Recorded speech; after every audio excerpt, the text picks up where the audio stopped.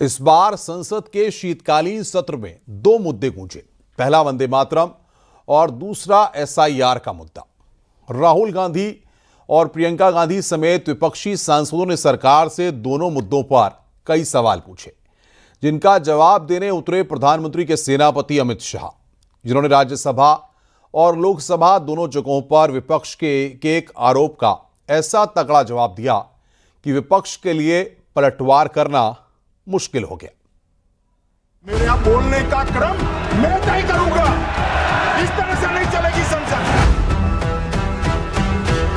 शीतकालीन सत्र में गरजे अमित शाह। आपकी मुंसफी से संसद नहीं चलेगी। मेरे यहां बोलने का क्रम मैं तय करूंगा, इस तरह से नहीं चलेगी संसद। शाह के आगे विपक्ष की बोलती बंद। 2009 का चुनाव हुआ, पूरा ईवीएम से हुआ, ये जीत गए, चुप्पी साध ली। 2014 में सब हम जीते तो कौ चालू कर। वंदे मातरम से एसआईआर तक सदन में गूंजी अमित शाह की दहाड़। मेरे जैसे कई लोगों का मानना है, कांग्रेस पार्टी को पसंद आए ना आए, अगर वंदे मातरम के तुष्टीकरण की नीति के तहत दो टुकड़े न करते तो देश का बंटवारा नहीं होता, आज देश पूरा होता। अमित शाह की ललकार के आगे विपक्ष हुआ ढेर। एक भी अवैध घुसपैठियों को इस देश में हम वोट नहीं। ये हमारे एनडीए का पॉलिसी है मान्यवर। डिटेक्ट मतलब ढूंढो, डिलीट करो, मतदाता सूची में नाम काटो और उनको डिपोर्ट करो। दूसरे प्रकार की वोट। इस बार के शीतकालीन सत्र में देश के गृह मंत्री अमित शाह जब बोले, विपक्ष की बोलती बंद हो गई। मेरे जैसे कई लोगों का मानना है, कांग्रेस पार्टी को पसंद आए ना आए, वंदे मातरम पर बोलना हो या चुनाव सुधार पर चर्चा, गृह मंत्री अमित शाह पूरी तैयारी के साथ मैदान में उतरे। आंकड़ों, सबूत और विपक्ष के एक एक सवाल का जवाब देने के लिए तैयार अमित शाह जब भी सदन में बोलने के लिए खड़े थे, उनके तेवरों से साफ हो गया विपक्ष की जुबान पर ताला लगने वाला है। मेरे यहाँ बोलने का क्रम मैं तय करूंगा, इस तरह से नहीं चलेगी संसद। उनको धैर्य रखना चाहिए। 10 दिसंबर को चुनाव सुधार पर चर्चा के दौरान यही हुआ। घुसपैठियों के मुद्दे पर कांग्रेस समेत विपक्ष की दूसरी पार्टियां अमित शाह के आक्रामक तेवरों और तीखे सवालों के तीर झेल नहीं पाई और उन्होंने सदन से वॉकआउट कर दिया।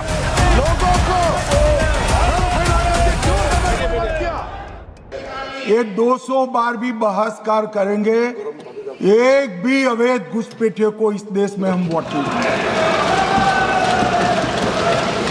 ये हमारे एनडीए का पॉलिसी है मान्यवर।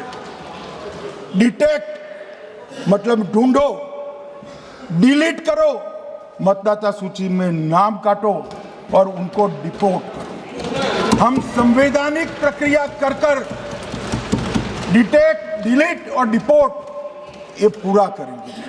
ये क्यों सदन छोड़कर भाग गए?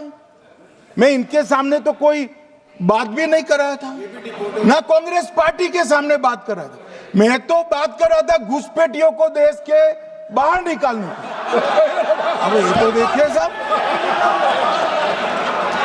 अगर मैंने इतने सारे आरोप करे श्री जवाहरलाल नेहरू पर, इंदिरा गांधी पर, इनके पिताजी पर, सोनिया जी पर, तब भागते तो लाजिम था। ये घुसपैठियों को लिए भाग गए क्योंकि उनकी हमारी पॉलिसी है डिटेक्ट, डिलीट और डिपोर्ट। उनकी पॉलिसी है नॉर्मलाइज कर दो घुसपैठ को, उसके बाद में मान्यता प्रदान कर दो और चुनाव में मतदाता सूची में डालकर फॉर्मलाइज कर दो। हिंदुस्तान के इतिहास में चुनाव सुधार पर चर्चा के दौरान विपक्ष के नेता बोले, जिनका जवाब देने अमित शाह खड़े हुए और इसके बाद उन्होंने जब बोलना शुरू किया तो विपक्ष के पास आंख चुराने के अलावा दूसरा कोई विकल्प नहीं बचा। बीच में एक बार राहुल गांधी से उनकी बहस हुई तो उन्होंने राहुल गांधी को तगड़ा जवाब दे दिया। Press conference Amit Shah ji, I challenge you to have a debate on the 3 press conferences. Please ठीक है, बैठ जाए, बैठ जाए। मान्य प्लीज, मान्य आपने बात की थी, ये डिबेट ही तो चल रही है।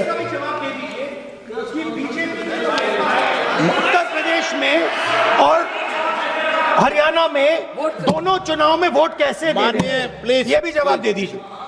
माननीय गृह मंत्री जी, मान्यवर, पहली बात मैं स्पष्ट करना चाहता हूं, मैं 30 साल से विधानसभा और संसद में जनप्रतिनिधि के रूप में चुनकर आता हूं। मुझे लंबा अनुभव है संसदीय प्रणाली का। विपक्ष के नेता महोदय कहते हैं कि पहले मेरी बात का आप जवाब दीजिए, मैं सुनना चाहता हूं। आपकी मुनसफी से संसद नहीं चलेगी। मेरे आप बोलने का क्रम मैं तय करूंगा। इस तरह से नहीं चलेगी संसद।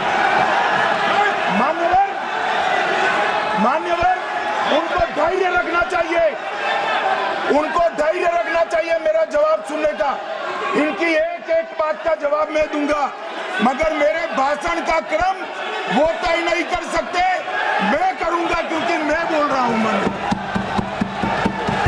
चुनाव सुधार पर चर्चा के दौरान गृह मंत्री अमित शाह ने आंकड़ों के साथ बात की और विपक्ष को एसआईआर की पूरी एबीसीडी समझा दी। 2004 के बाद सीधा 2025 में गहन पुनरीक्षण हो रहा है और इस वक्त हम हैं। एक पूरा गहन पुनर्निरीक्षण एसआईआर की प्रक्रिया का आज तक 2004 तक किसी भी दल ने विरोध नहीं किया है मान्यवर, क्योंकि ये चुनाव को पवित्र रखने की प्रक्रिया है। चुनाव के उद्देश्यों को, लोकतंत्र को स्वस्थ रखने की प्रक्रिया है। अगर लोकतंत्र में चुनाव जिसके आधार पर होते हैं वो मतदाता सूची ही प्रदूषित है, तो चुनाव कैसे साफ और सुथरे हो सकते हैं मान्यवर?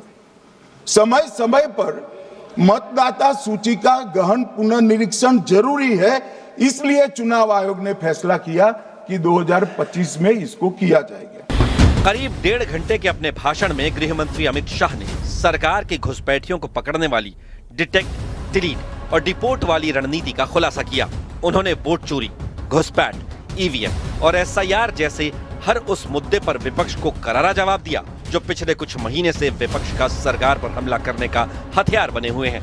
अमित शाह ने उन हथियारों की काट निकाली और देश की जनता के सामने दूध का दूध और पानी का पानी कर दिया।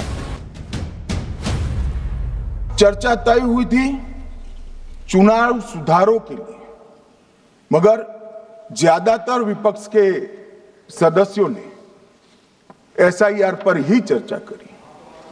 अब चर्चा इन्होंने जिस तरह से शुरू करी है, जवाब तो मुझे देना पड़ेगा मान्यवर, और मैं मानता हूं उनको सुनना भी चाहिए। मान्यवर, इस एसआईआर पर, गहन पुनर्निरीक्षण पर एक तरफा 4 महीने से झूठ फैलाया और देश की जनता को गुमराह करने का प्रयास किया। सदन के अंदर अमित शाह ने बिहार जैसी सफलता बंगाल में भी दोहराने का दावा कर दिया और बांग्लादेश से बंगाल में होने वाली घुसपैठ और फिर घुसपैठियों के वोटर लिस्ट तक पहुंचने की पूरी चेन समझा दी।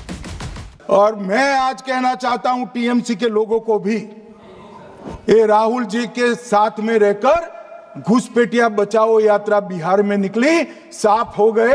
आप भी घुसपैठियों को बचाओगे तो वहां भारतीय जनता पार्टी का विजय तय। मान्यवर, ये कहते हैं कि घुसपैठ क्यों हो रही? आप बॉर्डर नहीं बनाने देते, फेंसिंग नहीं करने दोगे, घुसपैठ नहीं होगी। फिर भी चलो, मैं पूछना चाहता हूं कि घुसपैठ होकर सबसे पहले घुसपैठिया कहां आता है? कहां आता है? तो गांव में आता है। पटवारी को मालूम नहीं पड़ता?